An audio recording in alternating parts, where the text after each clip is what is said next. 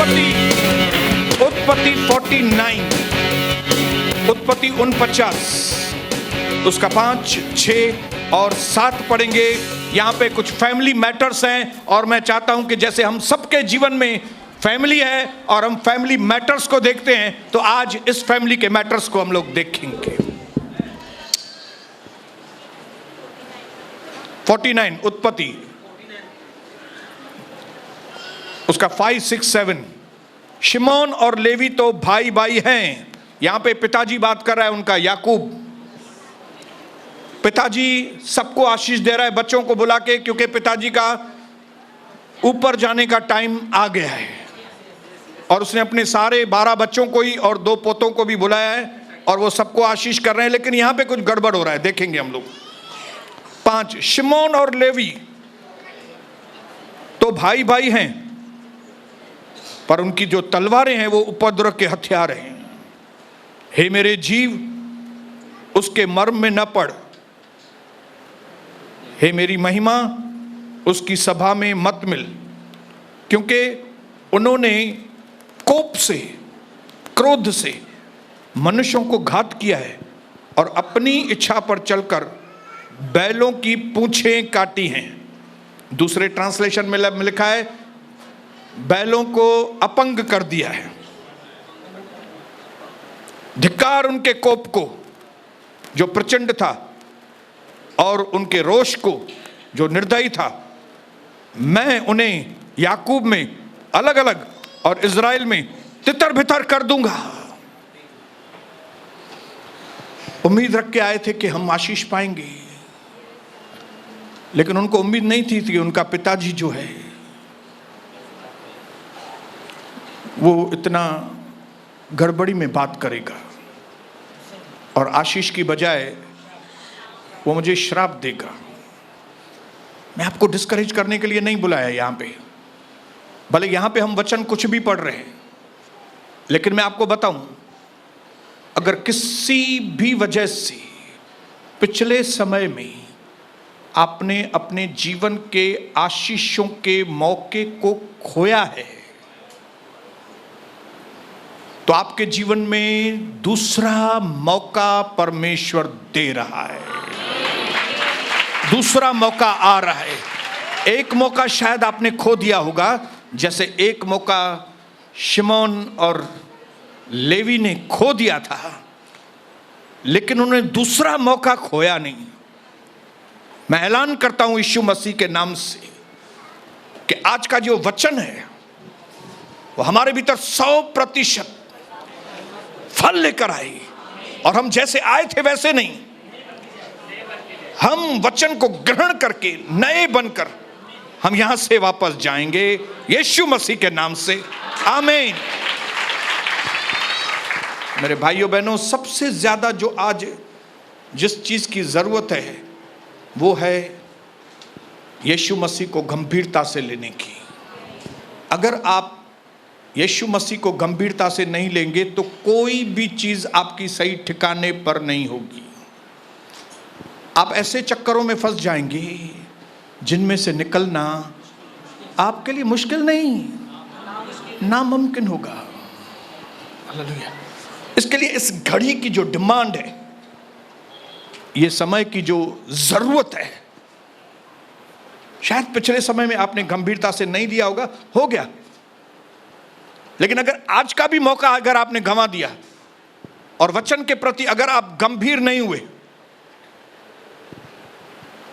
तो मुझे बड़े दुख के साथ करना पड़ता है कि जैसे हमारे कई विश्वासी बिना आशीषों के, बिना गवाहियों के घूम रहे। गवाहियां खराब कर दी है उन्होंने, सत्यानाश हो गई है उनकी गवाहियों की। आपकी भी हालत फिर वैसे ही होगी। लेकिन अगर आप इस वक्त सीरियसली लेंगे तो एक ही जगह, एक ही कलीसिया, प्रभु का दर्शन में बैठकर आप आशीषों की बारिश को आप आपके जीवन के ललू। जिन लोगों ने भी भटकने का मार्ग लिया है और कुछ भी नहीं, वो अपना समय, एनर्जी गंवा के उन्होंने शैतान के लिए दरवाजा खोल दिया है।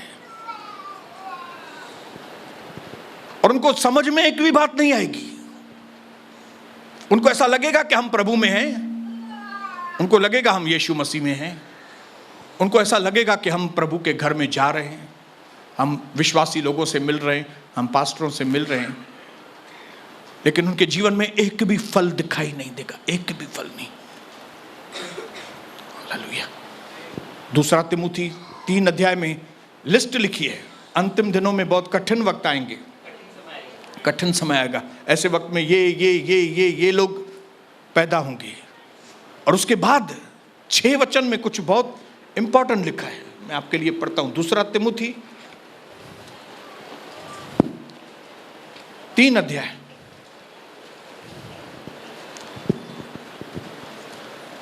उसका 6 वचन।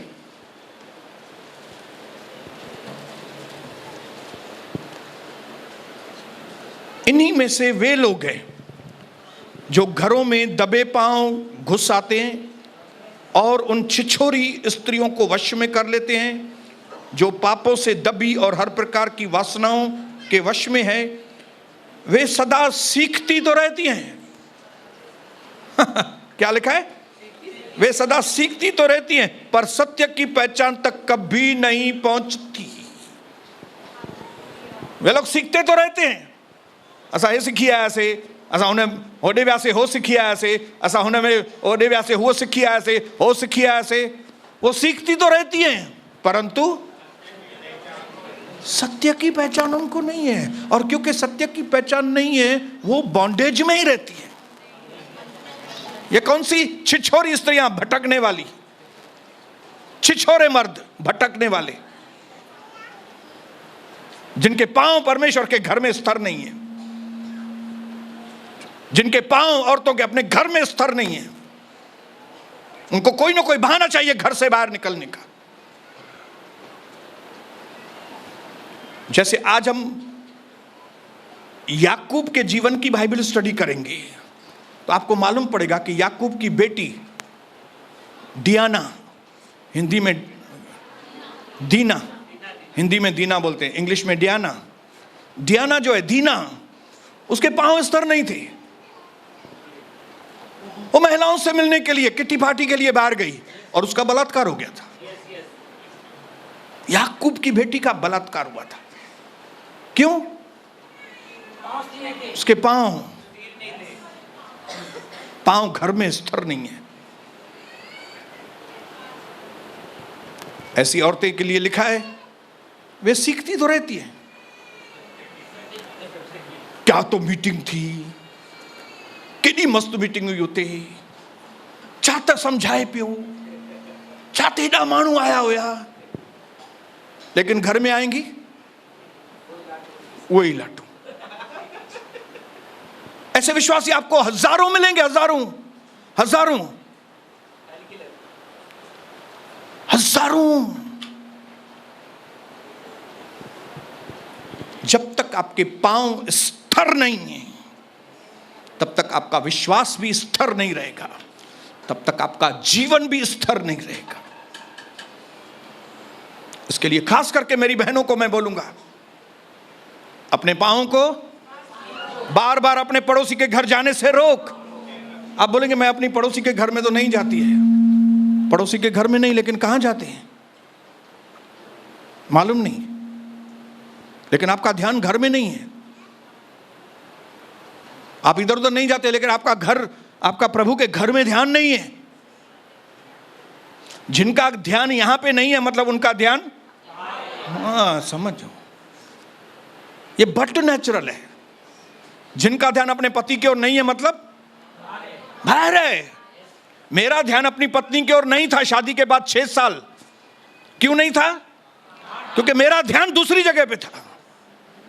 मेरे ध्यान में दूसरी थी, दूसरी लड़कियां, इसके लिए इधर ध्यान नहीं। कई लोगों का इधर ध्यान क्यों नहीं है? क्योंकि उनका ध्यान सहेलियों में, किट्टियों में, दोस्तों में, मैखाने में, बियर बार में, उधर ध्यान है। लेकिन आज मैं प्रभु को धन्यवाद करके अपना उदाहरण देके आपको बोलता हूं मैं, कि जब तक आप यीशु मसीह को सीरियसली नहीं लेंगे, बोलो गंभीर रीति से, बोलो गंभीर। क्योंकि दुनिया बुरे लोगों से भरी हुई है। हालेलुया। जब साउल को प्रभु ने राजा बनाया, तब लिखा है कि उसके आसपास कई स्काउंड्रल, स्काउंड्रल मतलब ठट्ठा करने वाले, दुष्ट लोग, बलियाल के लोग, बलियाल मतलब मूर्ति पूजक, कई लोग उसके पास आए और बोले ये क्या है, ये क्या करेगा, ये क्या राजा बनेगा। हलिया साईं बाइबल खणी करे, वॾी साईं ये दादी थी या लभे कुछ कान हली रोज 4:30 बजे बाइबल खणी वञे थी पई। ये कौन है बलियाल के लोग?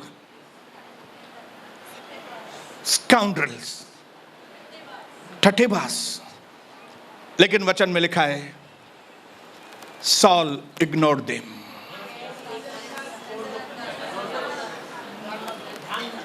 नजरअंदाज कर दिया। Because we are focusing seriously. बोलो मैं सीरियसली, अपने पड़ोसी को बोलो सीरियसली।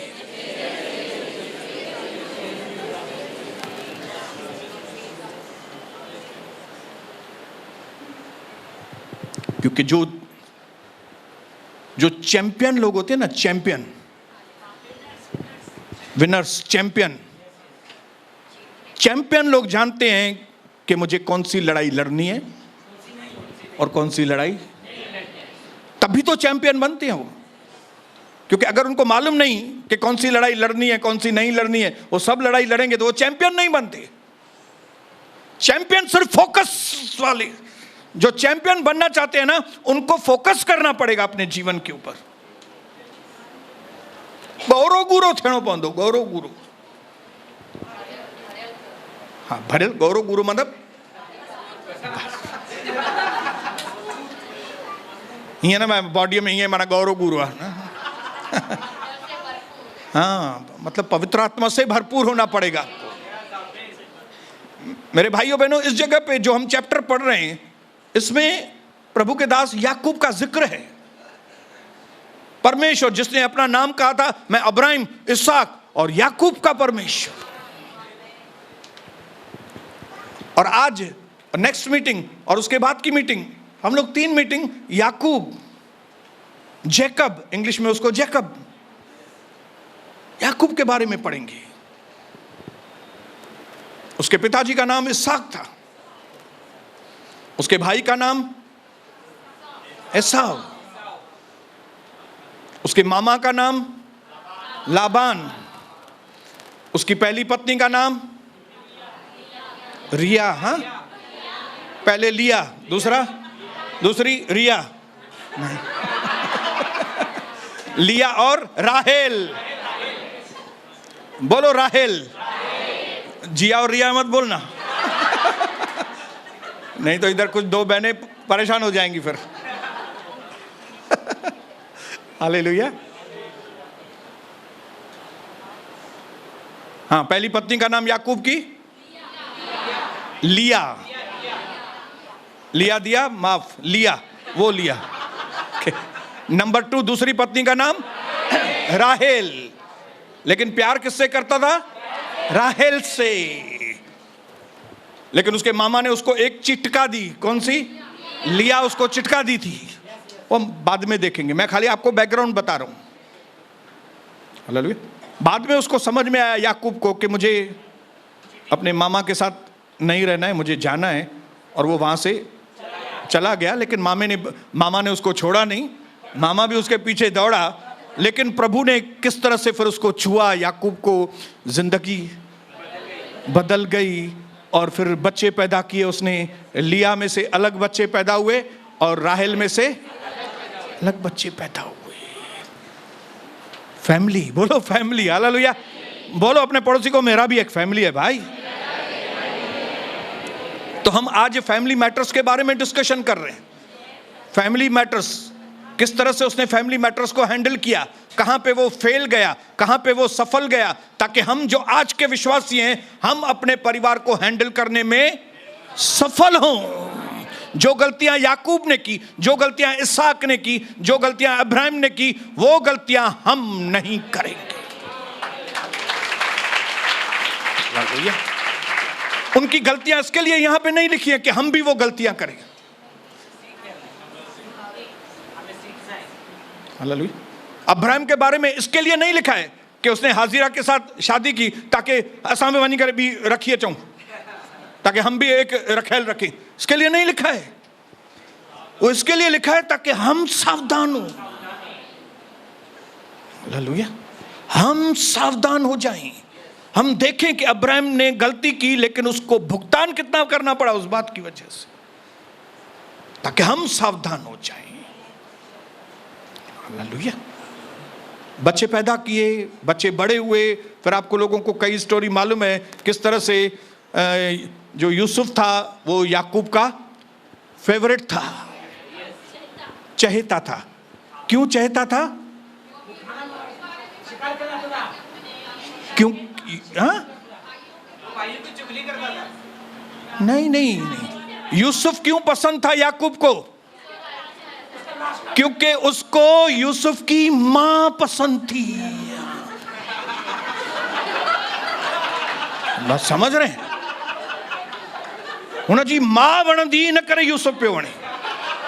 ॿिया पुट हुनखे छो न पिया वणनि? उन्हनि जी मां इनखे पसंद न हुई।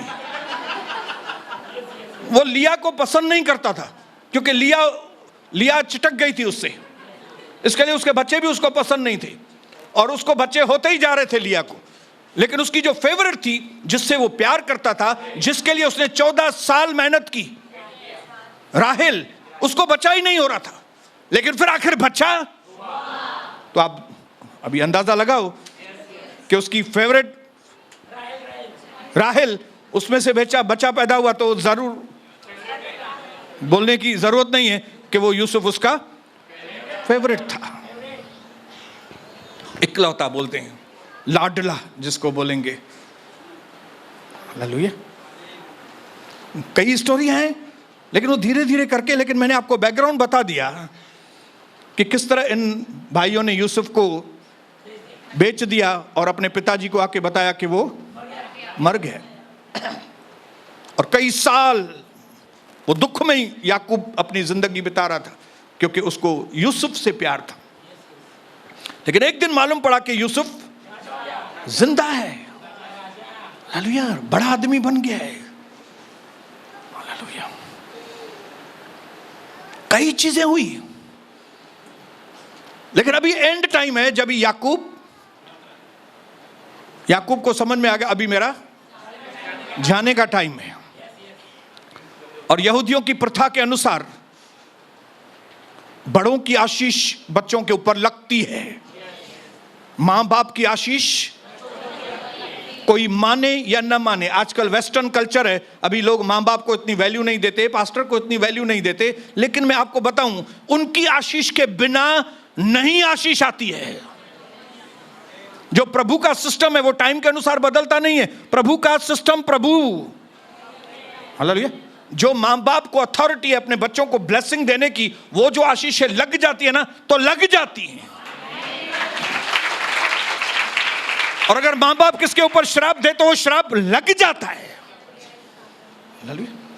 किसी के लिए अगर पास्टर के मन में मन दुख है तो उसके ऊपर वो असर होगा ही होगा, वो व्यक्ति के ऊपर, माने या ना माने।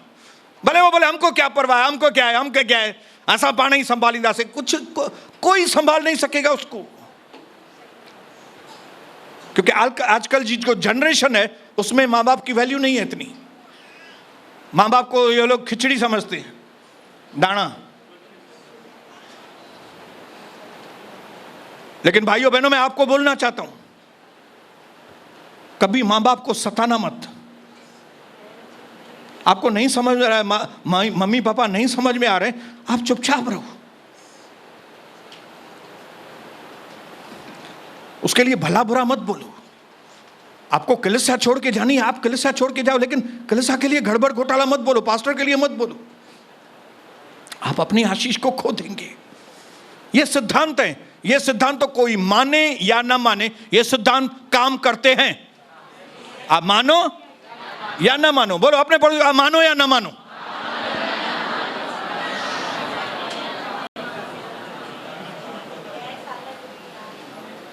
अभी यहां पे ये आशीष देने के लिए 12 बेटों को बीच में बैठा है, सबके ऊपर आशीष बोल रहा है, और अचानक से आ गए 2 भाई जिसके नाम थे कौन? शिमोन और लेवी। और जैसे ही ये दोनों उसके सामने आए,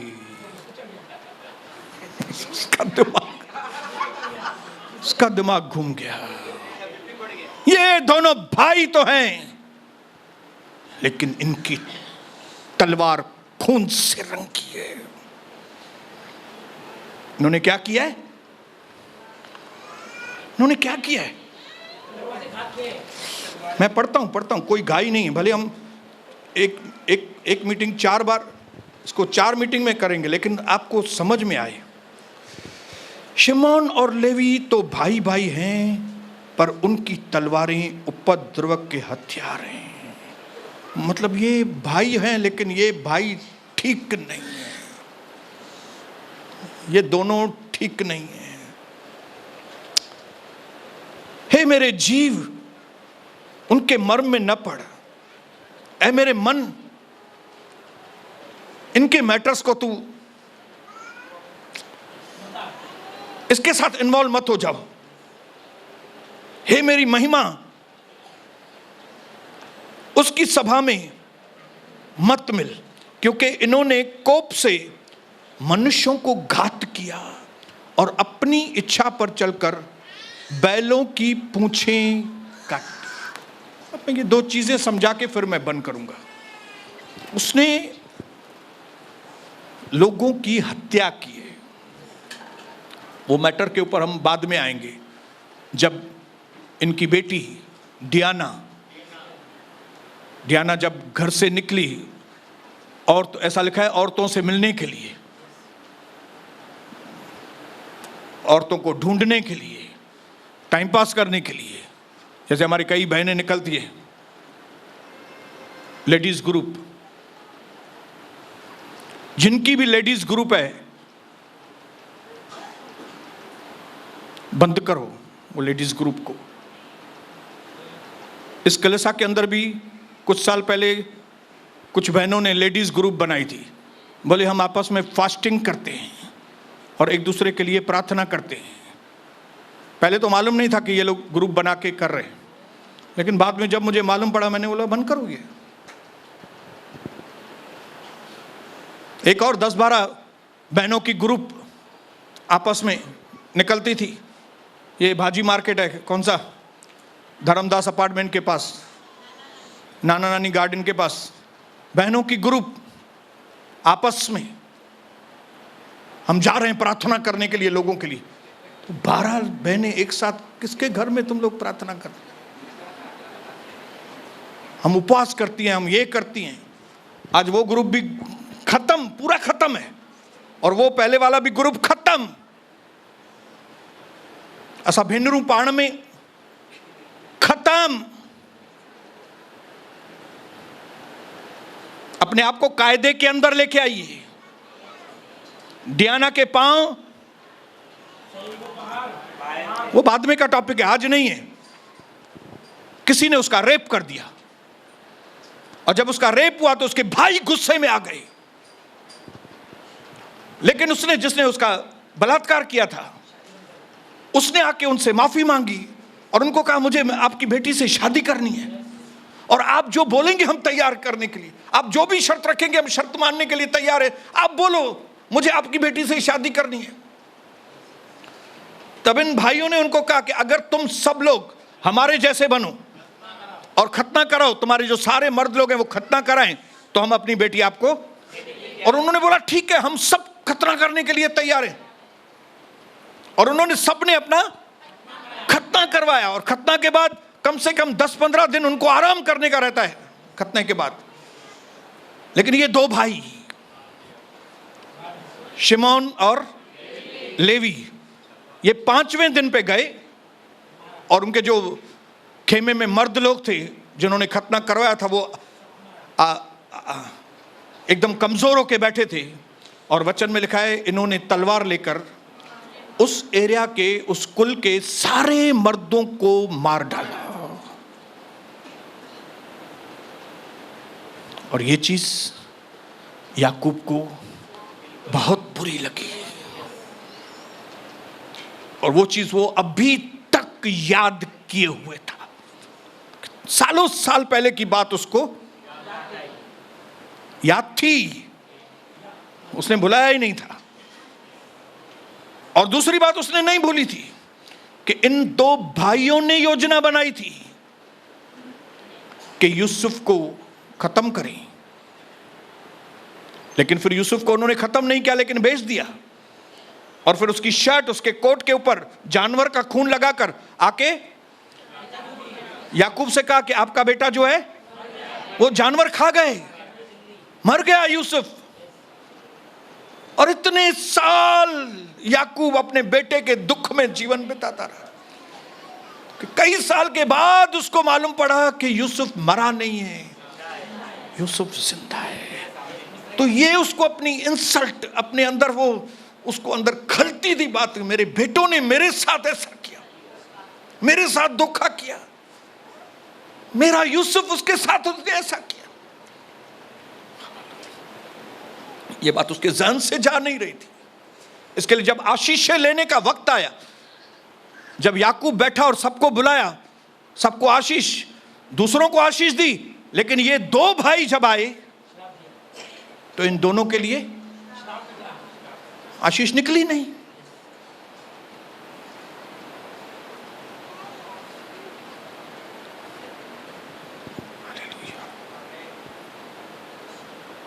वो दृश्य उसके जहन में गूंज रहा था।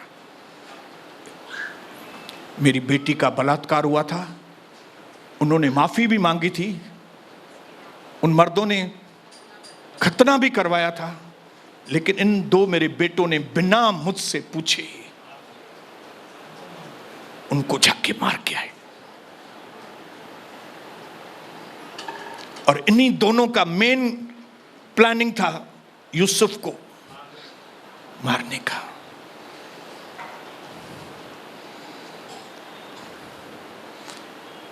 न माफ किया था, न भूला था। भूला भी नहीं था, बोलिए भूला भी नहीं था।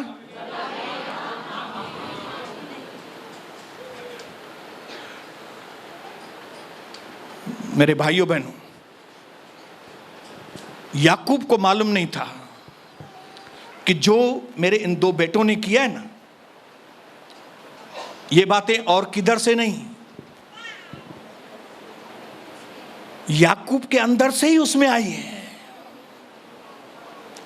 हमारे बच्चों के अंदर गलत बातें किधर से आती हैं? बोले मुंह खोलिए। हमारी जो बुराइयां हैं वो हमारे बच्चों के अंदर आती है। अगर बड़े सुधरे हुए रहते हैं तो बच्चे भी सुधरेंगे। बड़े नहीं सुधरे हैं, बच्चे नहीं सुधरेंगे। आप बोलेंगे ब्रदर मैंने तो दारू नहीं पिया लेकिन मेरा बेटा दारू पी रहा है। आपने दारू नहीं पिया लेकिन आपने टीवी सीरियल्स देखे। आपने दारू नहीं पिया लेकिन आपने निंदाएं की हैं। आपने दारू नहीं पिया लेकिन आपने दूसरे काम किए। जो आपका पापी स्वभाव है उसके अंदर वो पापी स्वभाव गया है। हालेलुया। मैं आपको बताऊं, उल्टा दारू पीने वाले, जुआ खेलने वाले, स्मोकिंग करने वाले इतने डेंजर नहीं है जितने जो दारू नहीं पीते, जो स्मोकिंग नहीं करते, जो चीटिंग नहीं करते। ये बहुत डेंजर लोग होते हैं। क्योंकि ऐसे लोगों को हम क्या बोलते हैं मालूम है? मेरा भाई तो बहुत अच्छा है, लेकिन भाई यीशु मसीह को ग्रहण किया नहीं? ग्रहण नहीं किया मेरे भाई ने, लेकिन वो अच्छा है। अच्छा कैसे हुआ वो भाई? अगर उसने यीशु मसीह को ग्रहण नहीं किया तो अच्छा कैसे हुआ? वो जिस चीज के द्वारा इंसान अच्छा बनता है वो चीज उसके अंदर है ही नहीं, तो वो अच्छा कैसे हो गया? जिस चीज के द्वारा चाय मीठी बनती है वो शक्कर डाली नहीं तो मीठी किधर से हो गई चाय? जिस पत्ती के द्वारा चाय बनती है वो पत्ती उसमें है ही नहीं, तो चाय किस कहां से बन गई वो?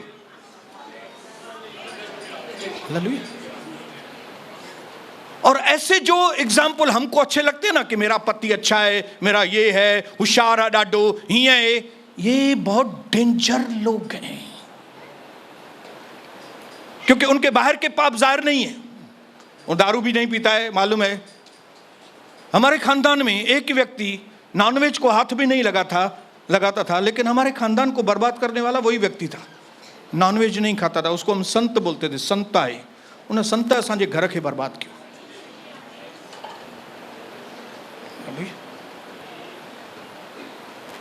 हमारे खानदान में वो सबसे अच्छा व्यक्ति माना जाता था, सबसे अच्छा व्यक्ति।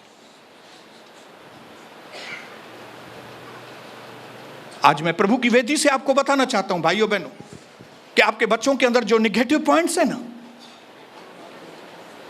वो कहां से आई है,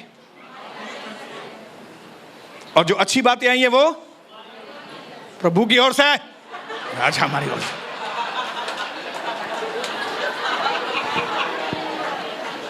उसने अच्छी बातें भर के भेजी थी, लेकिन आपके गलत स्वभाव ने उसके अंदर गलत बातें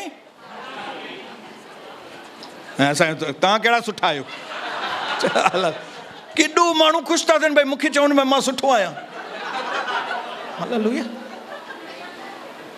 आपके अंदर जो अच्छाई है वो आपकी नहीं है भाई। अभी आप बोलते मैं विश्वास करता हूं, तो वो विश्वास भी देने वाला यीशु मसीह है। हालेलुया। अगर आपके अंदर एक अच्छा स्वभाव है ना कि आप नम्र हैं, तो ये कोई शैतान ने आपको नहीं दिया है, या आपके अंदर खुद की नम्रता नहीं है, ये प्रभु की नम्रता आपके अंदर आई है। जो भी उत्तम दान, उत्तम वरदान ज्योतियों के पिता की ओर से हमको, हालेलुया।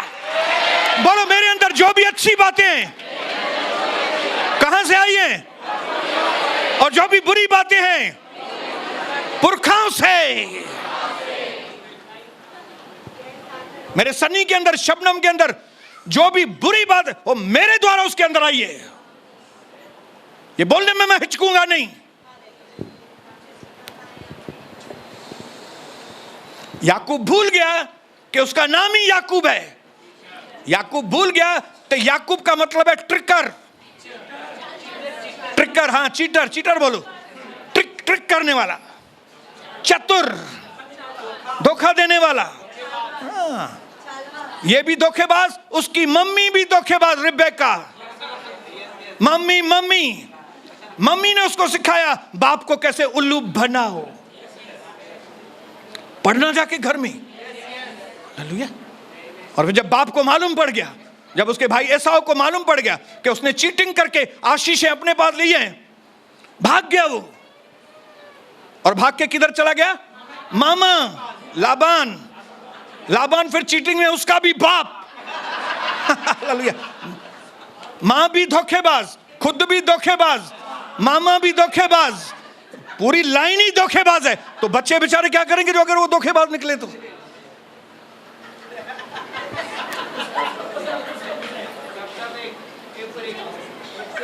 एक ही उसके चट्टे बट्टे, क्या बोलते हैं, एक ही थाली के चट्टे बट्टे। याकूब अपना भूतकाल भूल गया। याकूब को याद नहीं आ रहा था कि मैं जिन कामों के लिए मैं इनको शराब दे रहा हूं वो काम मैं खुद करता था। कई बार हमारे जीवन में ऐसा होता है, जो बातें हम दूसरों को बोलते हैं, ऐसा मत करो, ऐसा मत करो, ऐसा मत करो, वो हम खुद करते हैं। लेकिन हम बोलते हैं हमारे लिए दया और इसके लिए श्राप। हम पर दया करो परमेश्वर। और अगर यही चीज दूसरे करते हैं तो श्राप। मैं तुम्हें श्राप देती हूं। मैं शराब नहीं पीता।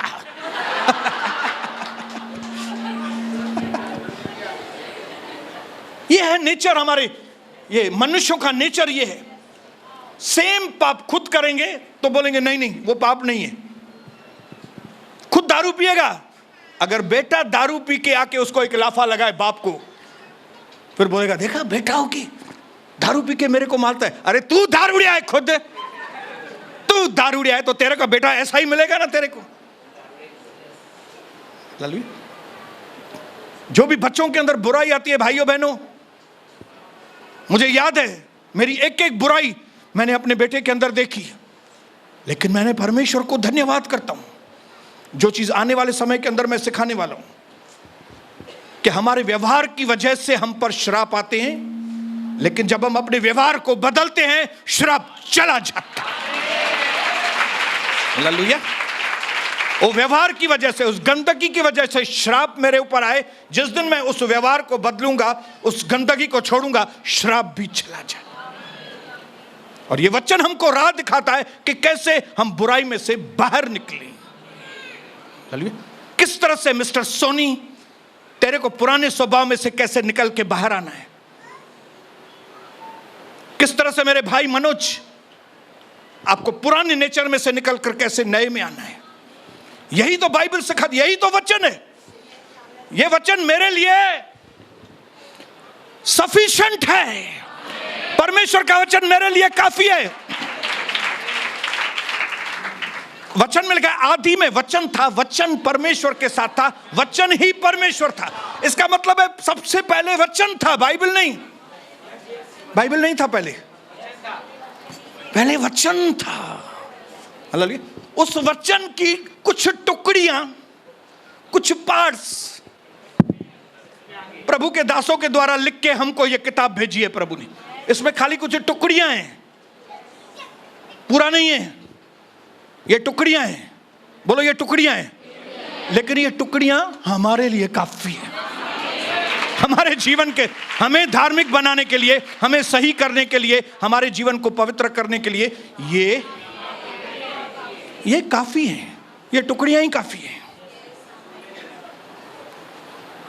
इन टुकड़ियों ने मेरी जिंदगी को बदला। कभी इधर से थोड़ा बात किया, कभी इधर से थोड़ा, प्रभु ने कभी इधर से थोड़ा वचन भेजा, इधर से, ये थोड़े थोड़े में ही मेरी जिंदगी बदल गई, क्योंकि ये थोड़ा मेरे लिए काफी है। मनुष्य केवल रोटी से नहीं, परंतु परमेश्वर के मुख से निकलने वाले हर एक वचन के द्वारा जिंदा। हालेलुया। कई लोगों को ऐसा लगता है बस रोटी खाई, दोपहर का खाना खाया, ये खाया, मतलब हम जिंदा रहेंगे। नहीं रहेंगे जब तक कि ये टुकड़ियों में से नहीं खाएंगे। ये टुकड़ियां आपके लिए बहुत जरूरी हैं। इन टुकड़ियों के बिना आप मर जाएंगे। इन टुकड़ियों के बिना हमारी आत्मा सूख जाएगी। हालेलुया। काश के याकूब को समझ में आया होता, ये मेरे में से ही निकला है भाई। मैं क्या था, मेरा जीवन कैसा था। जिस दिन आपको यह मालूम पड़ेगा ना मैं कैसा था, मैं खुद कैसा हूं, उस दिन आप क्या हो जाएंगे मालूम है? शांत हो जाएंगे। लेकिन जब तक आपको मालूम नहीं कि आप, तब तक आप क्या करेंगे? पत्नी को भी मारेंगे, बच्चों को बैठ के उल्टा सीधा बात करेंगे, गालियां देंगे। क्यों? क्योंकि आप खुद भूल गए कि ये बच्चे जो गड़बड़ कर रहे हैं, ये गड़बड़ और किधर से नहीं आया, ये दूसरे के पिताजी से नहीं आया है, ये तेरे अंदर से ही उनके अंदर आया है।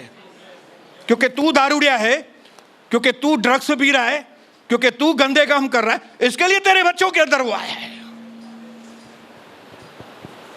लेकिन बाइबल इसका सॉल्यूशन है।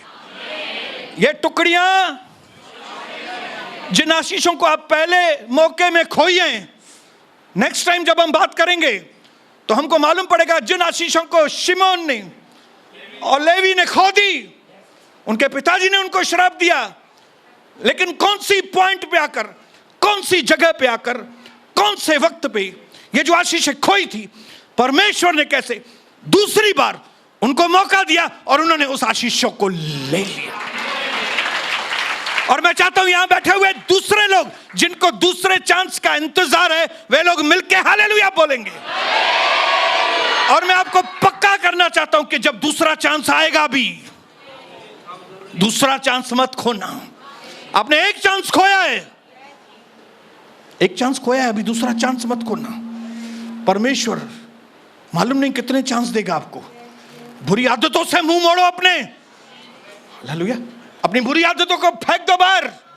ये अंतिम समय है, बोल नहीं सकते कब आग की बरसात होगी ऊपर से, कब भूकंप आएगा, बोल नहीं सकते कब सुनामी आएगी, मालूम नहीं कब उल्लासनगर में बादल फटेगा। आप बोलेंगे बादल फटेगा, मालूम नहीं, और वो भी खाली आपकी एरिया में, दूसरी जगह नहीं। आप बोलेंगे मैं तो टेकड़ी पे रहता हूं, मेरे पास तो पानी आएगा नहीं, बादल उधर फटेगा।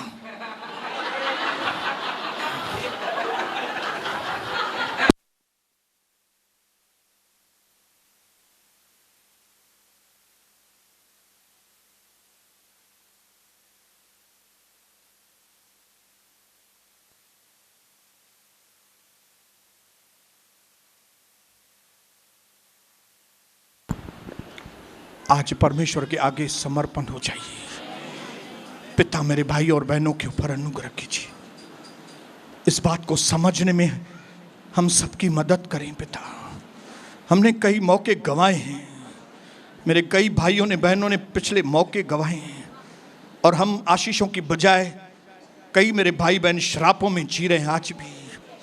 लेकिन आज हमारी आंखों को खोल दीजिए पिता, ताकि जब वचन के द्वारा आप बात कर रहे हैं, जब आप वचन को भेज रहे हैं, तब हम अपने मन को कठोर न करें, लेकिन अपने हृदय को आपके वचन के लिए खोल दें और आपके वचन को कहें, आइए प्रभु, आइए मेरे जीवन में, और जो आप चाहते हैं वही मेरे जीवन में हो।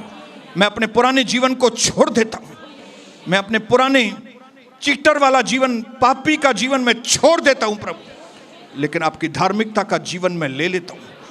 मैं अपने पुराने वस्त्रों को छोड़कर अब मैं नए धार्मिकता के वस्त्र यीशु मसीह के नाम के ऊपर मैं विश्वास करके मैं आगे बढ़ना चाहता हूं। प्रभु, आज हमारे जीवन में अद्भुत काम होने दीजिए परमेश्वर।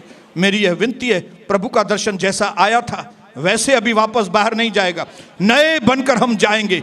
याकूब की कहानियों में से हम आपके सिद्धांत सीख कर जाएंगे पिता, और ये सिद्धांत हमारे जीवन में फलवंत हो, यीशु मसीह के नाम से, आमीन।